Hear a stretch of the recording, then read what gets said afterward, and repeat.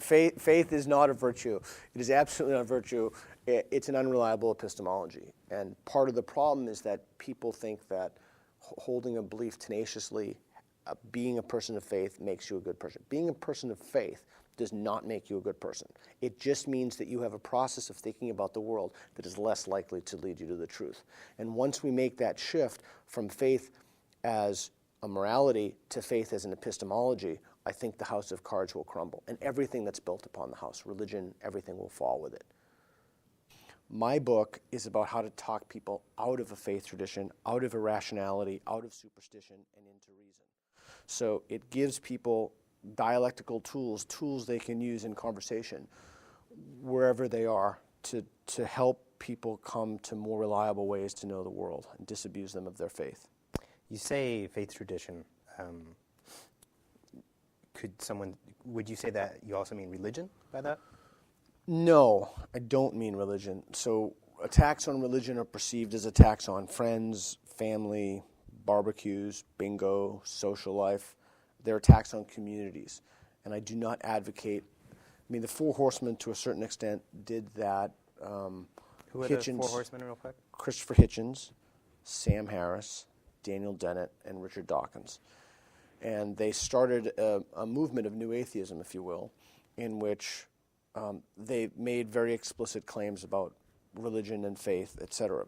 They didn't really give us any tools to deal with that. That's where my book comes in. It's a roadmap, tools that people can empower themselves with to help people out of their faith. Well, what we want to do is we want to create people who formulate their beliefs on the basis of reason and evidence. And in philosophy, the term is epistemology, how you know, how you come to know. So the book teaches people to talk other people into a reliable epistemology. God is a conclusion that one comes to if one doesn't have a reliable epistemology. So there are conversational tools, and that literature is from a wide range of sources, from drug addiction, pedagogy, what works in psychology, cult exiting behavior. So the book draws from all of that to find effective interventions to see what works. So, and you touched on this a little bit, why are you the right person to write this manual? Why am I? Well, I hope at some point that somebody is going to come along and improve this. And so I hope at some point, sooner the better, that my book will become obsolete. But as to why I'm the right person right now, because that's what I've done for 25 years. I've taught critical thinking, I've taught in the prisons, I've taught in the streets, I've engaged people about their beliefs. I've published in these areas in the domains of pedagogy and effective interventions, and I've literally taught tens of thousands of students. And so I know from my experience and from the literature, that's where I put my book. It's kind of surprising, frankly, that nobody's thought of it before. It seems like such an obvious idea.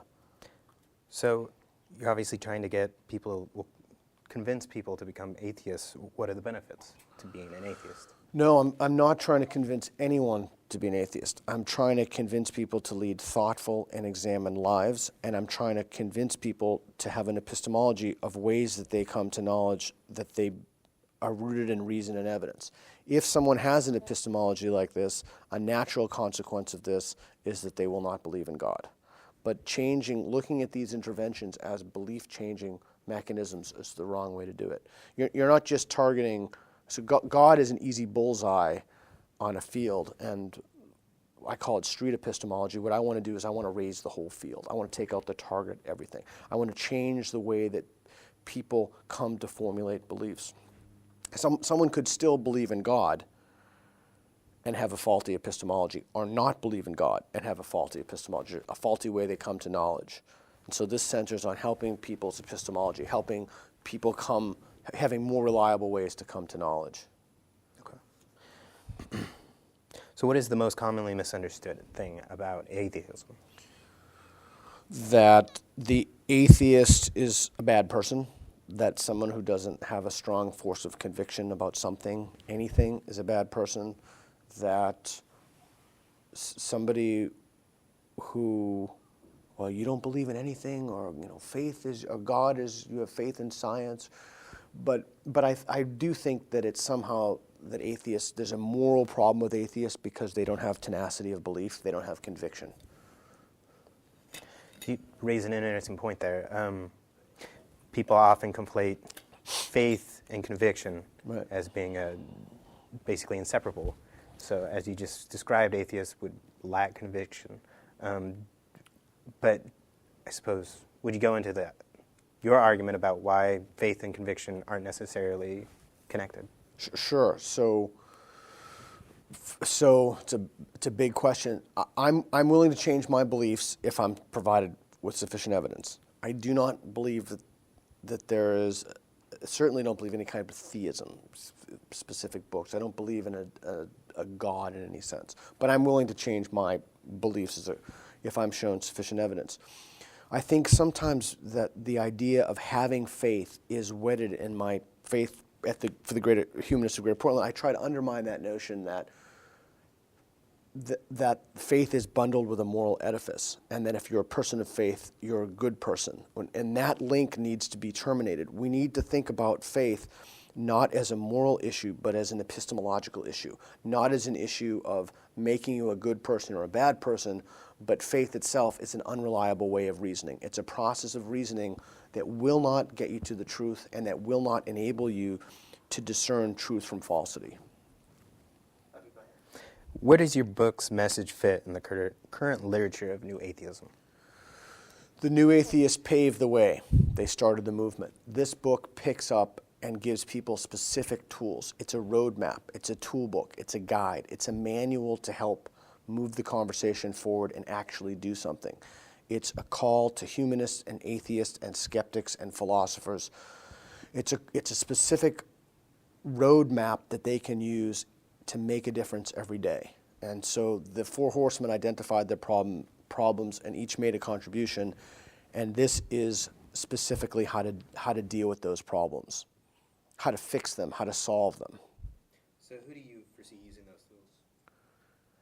Anyone and everyone, people who have religious relatives, people who have religious friends or faithful friends, people who engage with others of faith at any time, or people who just want to try out these dialectical interventions to help people reason more reliably. Oddly enough, probably church groups as well. So you referred to, at one point, to one of your goals from this book, forming a legion of people, Right. Who would go out and do this. So you want this legion of people to cure others of their faith. How do you do so without an organization, without some common identity among these people? You don't need an organization. Here's what you need. You need to equip somebody with tools so when they're having a conversation with someone, first you need to empower them so that they don't feel that if someone makes a faith claim, they have to, I don't want to offend somebody. And you need to equip them with tools so when they do have these engagements, when they do have these interactions, that they can right then there look at those as opportunities. Instead of pester, they'll look at those as opportunities. And so, yeah, a legion is correct. I would like to create at least 10,000 people, a minimum of 10,000 people who give, I look at faith as a virus, who give mini inoculations to people, 5, 10, 15 people on a daily basis. No matter whether there's a woman at the bank, she wears a cross. Every time I see her, I go out of my way to wait in her line, and then I immediately begin the intervention. So everyone, I'm looking for 10,000 people to start off with. 10,000 people armed with these tools that can go into the streets, into the PTA, everywhere where the faithful reside, into their own homes, with their families, and talk people out of their faith, out of their superstitions, and into reason and rationality. And I think 10,000 is a very achievable number. All right. Well, you say they don't need an organization, but what's to stop them from forming one? So, Stop. And you mean the people who are counters to this? Well, I mean, you say you want 10,000 people Yeah. to basically start going out and, confronting people about their faith. Right. What's to stop them from forming associations, groups, Right. organizing and Great. then creating? I hope they do. That'd be great. Okay. Yeah. But you just don't feel it's necessary. No, you don't. So this stuff is one-on-one. You don't need. I mean, look, an organization, that's a fantastic idea. write that about that in the afterword of my book. Form organizations so that you could exchange. Maybe YouTube is kind of like that, where we can say, hey, this is what worked for my intervention. Maybe we should try this, and then maybe they can go to churches together and wait until the church gets out, and then, or maybe go into the pews or the mosques or the temples, the synagogues. But yeah, if they want to form organizations, that's fantastic. Okay. Well, what you described, and I think some people might characterize this, but those people could be described as missionaries, Right. For atheism. Right. How would you respond to that? It depends. Usually a missionary tries to convert somebody into something. There's no conversion here. This is just helping people to reason more reliably. But I don't know why, it doesn't seem to me the word missionary would match that. I call it, the term that I use is street epistemology. Okay. Well, I think some confusion might arise from individuals who end up taking up your call, who make it a part of their identity as being an atheist. Right. And therefore, in speaking to someone who is Christian or whatever, would take it upon themselves to try and make this other person identify with atheism as they identify. Even if it were the case that, first of all, I advocate as part of this strategy to help people lose their faith, or to help people to separate them from their faith, to lose this epistemological contagion, this pathology. I almost never talk about God. I only talk about how someone knows there's a God. And that's an epistemological question. And whether or not there's a God, there's a metaphysical question, a question of fact. Even if somehow you could disabuse somebody or shake someone's confidence in God, the problem is that epistemology would still be intact. So maybe that they'd believe other things like, well, the wafer really does, whatever the proposition in their faith tradition is. So the goal is not to talk about politics, to avoid talking about politics, it's to avoid talking about religion, it's to avoid talking about God, and it's to talk about how we know. We're trying to move people to the adult table where they can have mature conversations about how they know things and what their reason and evidence is for those things. You referred to faith in the past as a cognitive sickness Mm-hmm. and a delusion.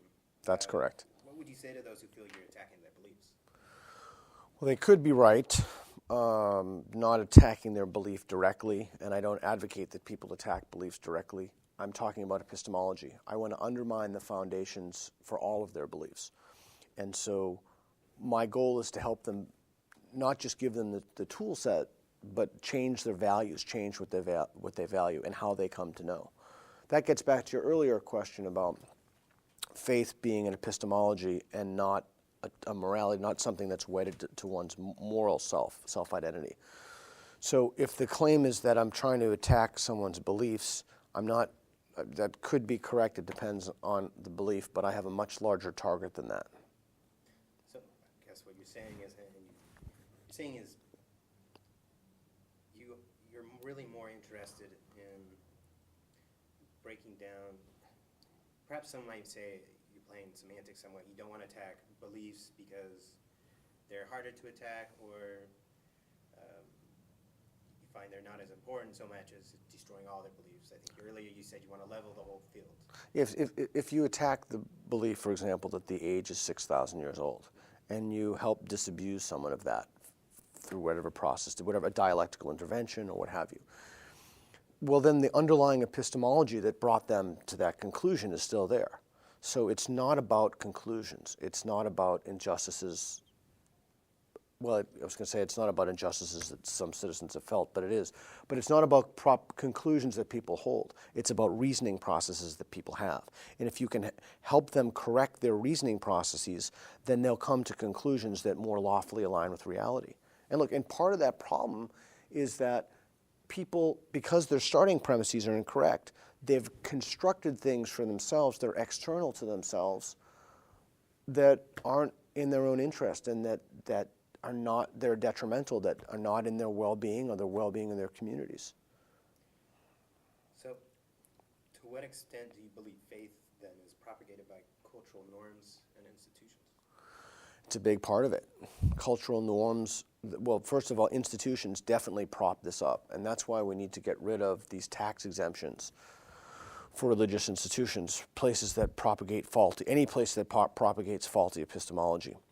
I think that it's a big problem, and you're absolutely right that it's a big part of it. In chapter 9 of my book, I talk about containment protocols.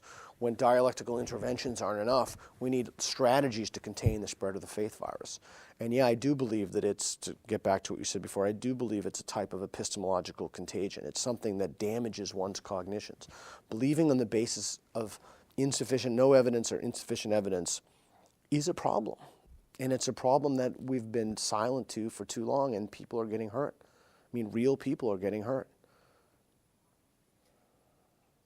One argument made against atheists is that new atheism, in particular, is guilty of Islamophobia. A fear of Muslims. Okay, that's a great question. So there's a lot that's been going on about this, and Dawkins has tweeted this, and Sam Harris has talked about this pretty extensively with his debates that have come in with Glenn Greenwald, the journalist. I don't know if you're familiar with that at all. Okay. So here's my personal take on it. Anytime we attack, there's a difference between people and propositions, between people and ideas. And it is not cool to attack people. An idea is fair game. So anything that's intrinsic to you, your skin color, your height, your eye color, those are off the table because those are immutable characteristics. But you are not your ideas. So in Islam, they have in all religions, but the penalty is more severe in many parts of the world for apostasy. In some places, it's punishable by death. So we are not our ideas. Islamophobia, then, is a conflation, not often. I mean, it depends on the context. There are certainly some Muslims who endure discrimination because they're Muslims, and that's wrong, and that has to end. That said, let's take a look at a criticism of Islam. If I offer a rational criticism of Islam or Christianity or any other system or epistemology, that does not make me a Christianophobic, a Muslimophobic, or an Islamophobic. It's completely within the norms, what ought to be within the norms of our rights to criticize thinking systems. It is unacceptable to criticize people. People are not their thinking systems. So the idea of Islamophobia, to me, has been blown way out of proportion, unless there is a genuine instance of people who fear Muslims, and that's just ridiculous. I mean, the fact that someone would fear Muslims is totally ridiculous. You speak about thinking systems. Yeah. Almost separately from identity. Yeah, I do. Now, if that's the case, how would you explain then someone who basically creates or feels that their religion or their faith is a part of their identity? Someone who identifies very strongly as a Christian or a Muslim or a Buddhist. Or atheist. Yeah. I mean, there are people in the atheist community, if you could call it atheist community, who think that atheism is an identity. For me, it's not an identity. For Sam Harris, it's not. For thinkers like Richard Carrier, it is an identity. So how would I respond to that being a part of their identity? You mean if my goal is to help them separate them from those faith beliefs, or what? You said earlier that you don't think it's acceptable to attack someone personally. An immutable characteristic. Immutable characteristic. Faith is not an immutable characteristic. What about identity? It depends what you mean. So if I attack a belief, or if I try to undermine an epistemology, the way that one comes to reason, one could say, well, that's part of my identity. Well, maybe it's not an immutable characteristic, though. Yeah. So you are not your ideas. And by the way, one more thing about that Islamophobic thing. Here's one of the things that bothers me about that. It's taken a rational critique, a critique of an epistemology, and that's turned that not only into a moral taboo, so you can't talk about it, but it's medicalized it. I mean, think about that. A phobia is by definition an irrational fear. And to say, if you criticize Islam, to say that you have some kind of a phobia means that you've medicalized a rational disagreement with an epistemology. That, to me, there's something wrong with that. There's something deeply disturbing about that.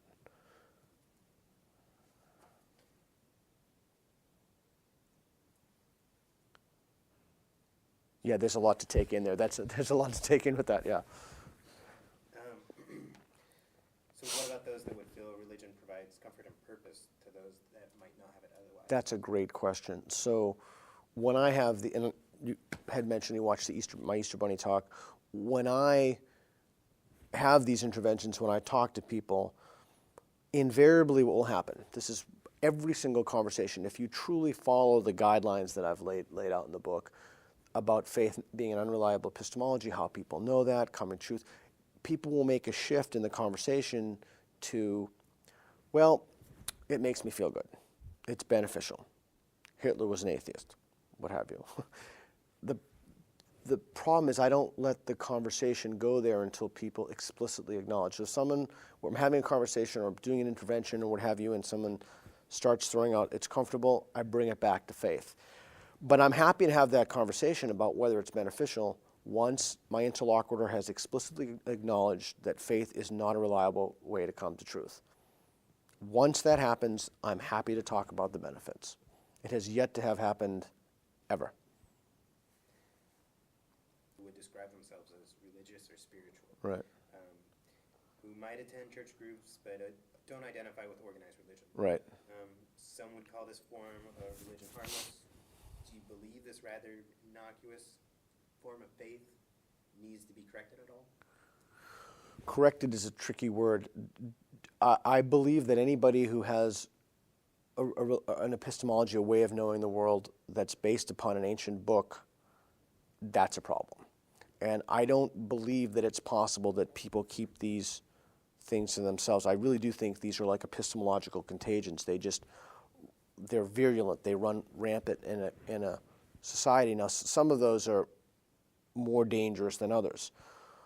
But if one has an only mildly unreliable epistemology, it's still an unreliable epistemology. And so I don't think it's possible that these communities that get together, I was just at New Seasons the other day. I mix up New Seasons and Whole Foods all the time. But they had an alternative remedy section. And they had, a lot of homeopathic woo or crystals or what have you.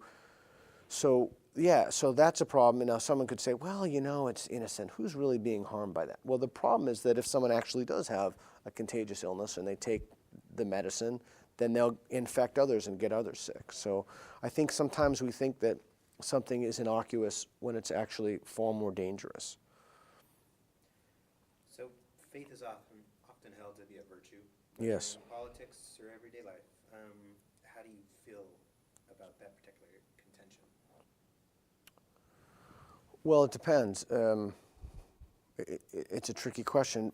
If someone believes something, we define faith. You can define it as pretending to know something you don't know, or you could define it as belief without sufficient evidence. So one of the harms is it was probably not likely to be true. And it depends on the consequences of the belief. We're not talking about little things. Like, we're talking about how people live their lives every day. So what harm is it that people have believed a truth in a book, or believe that the Thetans are trapped in bodies? Well, it could be really dangerous. It could endanger their well-being. It could endanger their relationships. It could endanger. And then, what harm is it that if somebody has faith in a minor claim? It depends on what one has faith in. I would argue to you that the whole, it's like a massive edifice. It's like an architectonic structure belief. And faith is at the bottom that holds things up. And usually what you see is if once you allow the crack in, someone has faith in something, then the whole belief structure becomes populated with propositions with increasingly little evidence. And they've compromised. They've kind of endangered their entire cognitive, the whole way that they view reality is in danger. That's why it's really important to immunize yourself and to start, even with a seemingly innocuous small belief, you just can't you have to assign lower confidence values to those propositions for which you do not have evidence. And if you don't do that, it will corrupt your whole epistemic structure. Your whole system, the whole epistemic realm will be then polluted. It almost sounds, from your description there, like every person needs some form of long-term training. Absolutely, almost every day. I give you one. So when you do these, some of these are successful, some of these are unsuccessful. But my goal when I do these is to just engender a form of doxastic or belief openness with people. So there's some interesting, and I'll answer your question directly in a second, but there's some interesting literature on this thing called the trans-theoretical model of change about how people change behavior. And very rarely, it's like pre-contemplative, contemplative, there are 5 stages. People almost never jump from one stage to the end, like maintenance is, I think, the last stage. So what I try to do is I try to engender a spark in people that helps them to be more reflective about the beliefs they have so that they can be honest with themselves. 'Cause usually people just aren't honest with themselves about what they actually believe. So here's an example of an intervention. I was teaching a job at nights, and there was a Mormon missionary there. And nice kid, I really liked him. Really nice guy. And he was he was a security guard, but he was about to go on a mission. And I overheard him tell someone about his mission. And I said, well, what's your best line? Like, give me your knockout blow. Maybe it will work on me. Maybe you're going to know something I don't know, and I'll become a Mormon. This is a great opportunity. We're just sitting around chatting. We've got plenty of time. And he said to me, and I will say this intervention is where it doesn't usually happen. They're usually not so successful. In fact, many times take multiple iterations in a long time. He said, well, how did the universe get here? There had to be a God. And I thought he might have been joking or something. And I said, well, maybe the universe was always here. Why do you assume that something is the default? And he was flabbergasted. I couldn't believe that he had never thought of that before. And we talked about that, and so I engaged. So my primary treatment modality is the Socratic method. So I would ask him questions about that. Well, so how do you know about that? Like, how could one really figure that out? And so we talked about it for about 20 minutes, and he came to the conclusion himself, without me offering the idea to him, that maybe there wasn't a God, that maybe the universe could have always existed, that he undermined, just by asking himself questions, that he came to, I facilitated that, and he was really freaked out by the end of that intervention. So, and unfortunately I never saw him again. I always wondered what happened to him, but I never saw him again. I always felt bad after that. I didn't give him my phone number. So that was an example.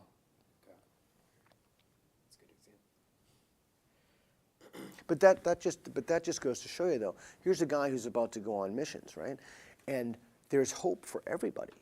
Even someone who's about to go on, literally try to convince somebody of pretty extreme silliness, that person can live a life free of delusion. Everybody can live a life free of delusion. They just need to. That's why we need to create this legion of people to help other people overcome their faith. I'm telling you, this is totally doable. It's not the Pete show. It's really not the Pete show. Well, to a certain extent, yeah, but a lot of the people who are already in power who have some pretty serious faith delusions. We have people walk, and I'm not talking about, people who only believe the age is 6,000 years old. I'm talking about people who want to deny marriage equality or science education under attack. I'm talking about a host of problems that we need to deal with immediately, specifically in the realm of climate change. We need to deal with these problems immediately. So would it be great if we taught this in school? Absolutely. But we also need to focus on the people in power and the here and now. So you've obviously touched on the topic right there. Do you believe faith has any place in public policy? No, none, zero. Well, given that, do you think faith can disqualify someone from public office? No, that's a legal question. I do think that I mean, you're talking about legal to disqualify? Absolutely not. But there has to be some price that's paid for people who pretend to know things they don't know. There has to be some price that's paid from people who derive their values on the basis of no evidence. And we don't have an electorate right now, unfortunately, that demands that people pay that price. By price, you mean derision? Not getting into office. You know, with whether it's Michelle Bachmann's claim that that vaccination causes mental retardation. I mean, I'm even hesitant to repeat that claim because if someone watches this, because then they'll get that idea in their head. There has to be some price that's paid for that in terms of them not getting into public office. So we need to support candidates, and it's not about atheist candidates. It's not about conservative candidates. It's not about liberal candidates. We need to support candidates who formulate their basis on the belief of evidence. I mean, that is not really a radical thing. Do not pretend to know things you don't know, particularly in any arena, but particularly in regard to public policy. You said people who pretended to know things that they don't actually know or have a way of proving. What would you say to a relativist, someone who believes that the truth is relative to each person? So perhaps a politician says something like Michelle Bachmann and she believes what she says. Does that make it the truth or not? I'd ask them to go to the bank with a $100 bill and tell them that in their epistemic system that $100 bill is worth $500 and see how that works. That doesn't have a cash value. We don't act that way. I think a lot of that is just verbal behavior and people don't believe that. You know, if they actually believe that when their kid got sick, they'd take them. It wouldn't matter if they took them to the witch doctor or not. So I think that's intellectual posturing. I have the quote. Oh, thank you. From your piece in Inside Higher Ed. Right. And I'll read that to you. Sure. So, here's the quote. I wrote that I had to, quote, agree, end quote, with what was said in class, but in truth I believe absolutely that there is an amazing Savior God who created the universe, lives among us, and loves us more than anything. That is my absolute, and no amount of, quote, philosophy, end quote, will change that. All right. So could you basically retell how that story led to a series of events that led to your piece in that Inside Higher Ed? Yeah, that was really interesting to me to read that. I'm delighted that she or he, obviously I have no idea, I'm delighted that person wrote that. It certainly caused me to think about these things. And I mentioned it in a faculty meeting, and my colleagues were mortified. And again, to go back to a question that you had raised, to me it's never been about a conclusion. It's never been about God. It's about how one knows there's a God, or it's about a process that people use to come to belief. And I mentioned to my colleagues something like, wow, that's amazing. I failed. I didn't disabuse her of the specious epistemology. I didn't disabuse her or help her overcome a way that, she got out of that class, and my goal was to give her some tools. My hope was that she would then use those tools to differentiate make-believe land and reality. That I failed. I didn't achieve what I set out to achieve. It also goes to show you how difficult some of these interventions are, because you're fighting against decades of indoctrination with powerful structures of friends, institutions who pull people back into these delusions. So my colleagues were mortified at that. They just couldn't believe that I looked at my job as belief change, an agent of belief change. And as I taught the science and pseudoscience next class, we go through a wide range of practices like faith healing. And so it's not enough for me that somebody knows that if their child has some kind of a cancer that can be easily rectified by taking them up to OHSU, Oregon Health Science University. It's not enough that they just know not to pray about it, but go to the doctor, but they actually have to bring the kid to the doctor. And so just the other day I had tweeted about it. If it were a legal case and professors were held legally responsible for who taught science and pseudoscience for their actions of their students, you better believe people would look at their role as belief changer. So again, I think in that case, I view my role as somebody who helps people develop reliable epistemologies. If someone does not have a reliable epistemology, if someone to use a non-religious example, believes they can get to truth by flipping coins or sacrificing goats. Those are unreliable epistemologies, and we need to help people overcome those to give them the tools to differentiate fantasy from reality. We need to enable them kind of some corrective mechanism that they can use.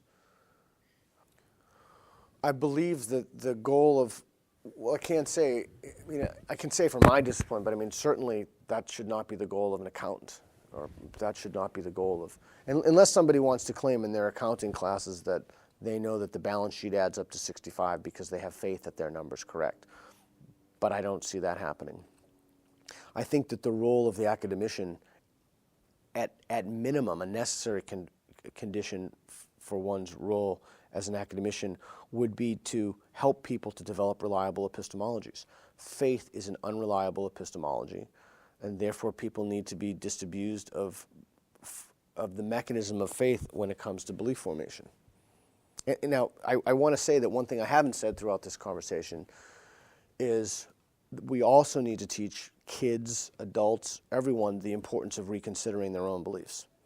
If someone is faithful, knows, if I can be shown that faith really is a reliable guide to reality, then it is incumbent upon me as a rational agent to use faith as a process to know the world.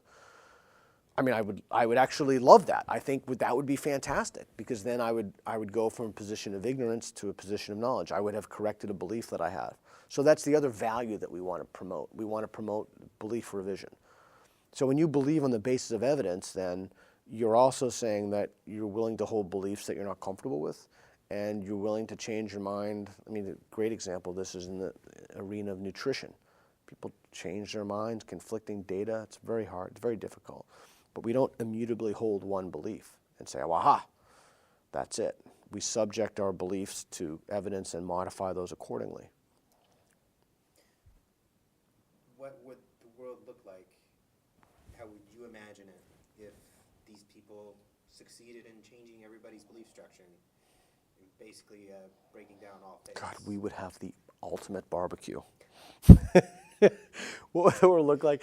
The people would, we'd clean itself up. They would be detox. You know, these micro inoculations to help people develop reliable epistemologies would have less. That doesn't mean there wouldn't be contentious issues or I mean, of course there are going to be problems, but we'd now be on the same table about how to deal with those problems, whether it's gun control, capital punishment, homosexuals adopting children. We'd all formulate our beliefs on the basis of evidence. I think that we'd already have hit the stars by now. The sky's the limit. There would be no limit for what we could do. But we have to stop. We have to empower people to know that there's hope for everyone, you know, that there's hope for people who really suffer from some pretty serious pathogenomic delusions, that even the most seriously afflicted people can come to reason. And what would the world look like? It would be awesome. People wouldn't do... You'd be amazed once you change people's beliefs, their actions. Well, there's interesting lines of literature about that too, in prisons, cognitive behavioral therapy and such. Once you change people's beliefs and cognitions, their actions will follow that. So if we can help people to develop more reliable epistemologies, we'd have a lot less to worry about, and society would be more hopeful, much more hopeful. Reason's been slapped around. It's been pushed around. It's been kicked around by the postmodernists, by people who have done everything that they can to undermine the emancipatory potential of reason and rationality, and that has to end. We have to speak up with these voices. We cannot cower when someone says, I'm offended by that. But it's not enough to tell people that they can't cower. We have to give them tools that they can use, a toolbox, a tool set that they can draw from, so they can arm themselves when they have these engagements. And we all have them everywhere we go.